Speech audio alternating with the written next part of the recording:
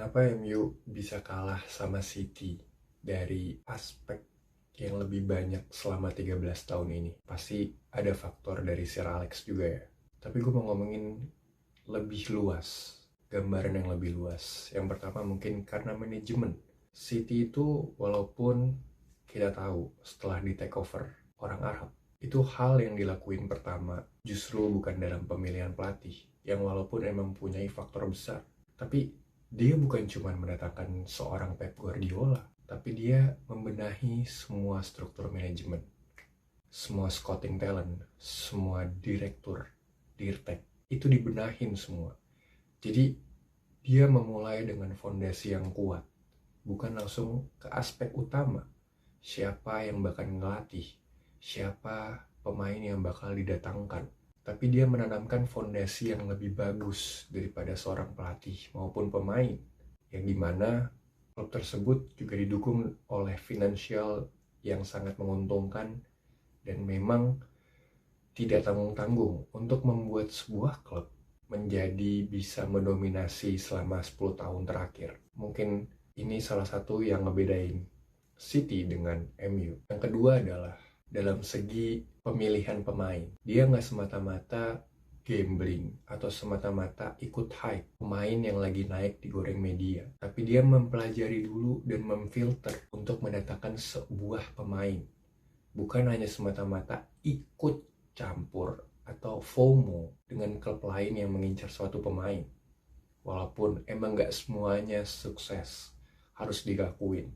Apalagi dengan rekrutan terakhir ya, seperti Jack Grealish yang mahal banget. Sekarang kemana Jack Grealish? Tapi kita out of context kalau itu. Yang kita puji adalah kalau MU mau bagus, mau mendatangkan pemain yang berkualitas, hal pertama itu didatangkan dalam orang yang bisa ngelihat pemain ini punya value, pemain ini punya masa depan yang bagus, pemain ini cocok gak sama pelatih, pemain ini adalah yang diinginkan gak oleh pelatih, yaitu Pep Guardiola.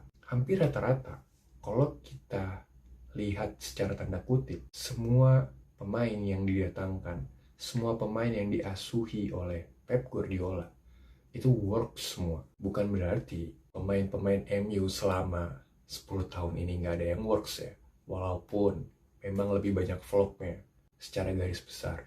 Tapi kalau dibandingin City dengan kualitas pemain yang mau didatangi, pemain yang diincar, itu beda jauh kelasnya. Jadi nggak heran mereka ini udah bagus dari fondasi, udah bagus dari scouting, udah bagus dari sisi pelatihnya, udah bagus dari sisi manajemen yang percaya dengan Pep Guardiola.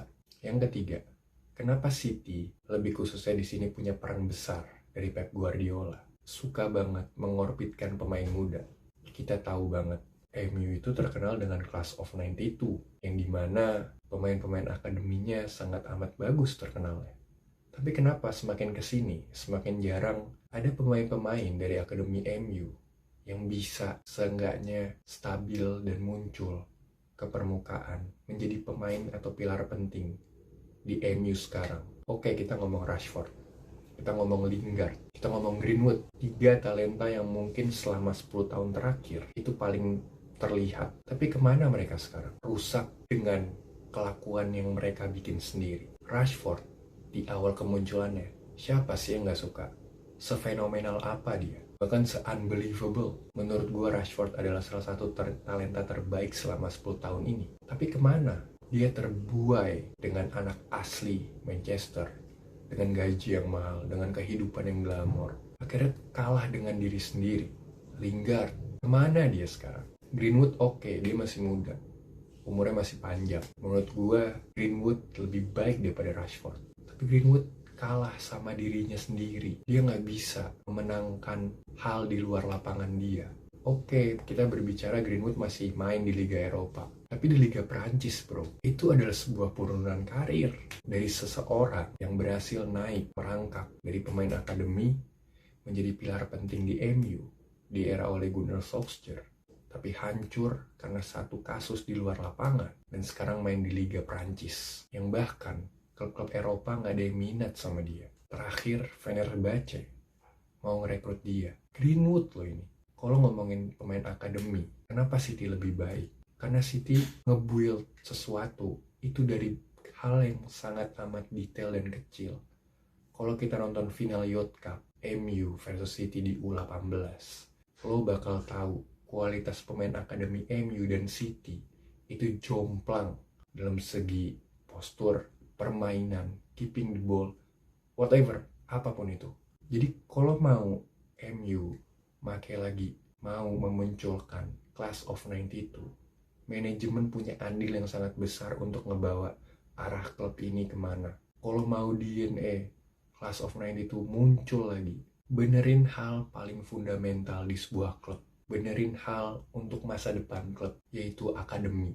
Emang akademinya nggak buruk-buruk banget kok.